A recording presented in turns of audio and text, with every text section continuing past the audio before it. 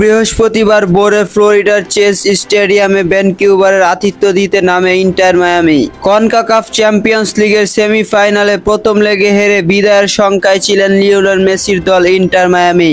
তবে 2-0 ব্যবধানে পিছিয়ে থেকেও তাদের আশাটা জিয়েই ছিল, বিশেষত দ্বিতীয় লেগ যে তাদের ঘরের মাঠে। কিন্তু মেসি সুয়ারেজরা সেই ব্যবধান তো গোছাতেই পারলেন না, উল্টো ফিরতি লেগেও 3-1 গোলের ব্যবধানে হারলেন।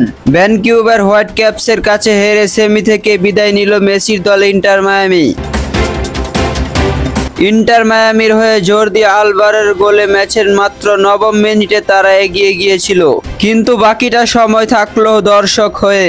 একে একে মায়ামির জালে 3টি গোল দিয়েছে সফরকারী ভ্যানকুভার। ফলে দুই দলের সামনে প্রথমবার টুর্নামেন্টের ফাইনালে ওঠার সুযোগ থাকলেও মায়ামি তিক্ততা নিয়েই ফিরছে। অন্যদিকে ম্যাচের অন্তিম মুহূর্তে ফাঁকা পোস্ট পেয়ে বলকে ঠিকানায় পাঠাতে পারলেন না ক্রিস্টিয়ানো রোনালদো। তীব্র হতাশা ফুটে উঠল তার চোখে মুখে। এএফসি চ্যাম্পিয়ন্স লিগের সেমিফাইনাল থেকে বিদায় নিল তার দল আল নাসর।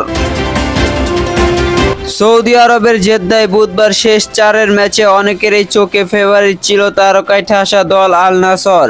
মাঠের লড়াইও বল দখলের পাশাপাশি আক্রমণে আধিপত্য করে তারা, কিন্তু ফিনিশিংয়ে সেই তুলনায় সফল হতে পারেনি দলটি। আল নাসরকে 3-2 গোলে হারিয়ে ফাইনালে জায়গা করে নিয়েছে জাপানের ক্লাব কাওয়াসাকি ফ্রন্তালে। এই হারের সঙ্গে পর্তুগিজ তারকার শিরোপা শূন্য আল নাসর অধ্যায় আরো দীর্ঘ হলো। এবারের প্রো লিগেও সেই খরা ঘোচানোর সম্ভাবনা নেই বললেই চলে। 5 রাউন্ড বাকি থাকতেই শীর্ষস্থানের চেয়ে 8 পয়েন্ট পিছিয়ে আছে রোনালদোর দল।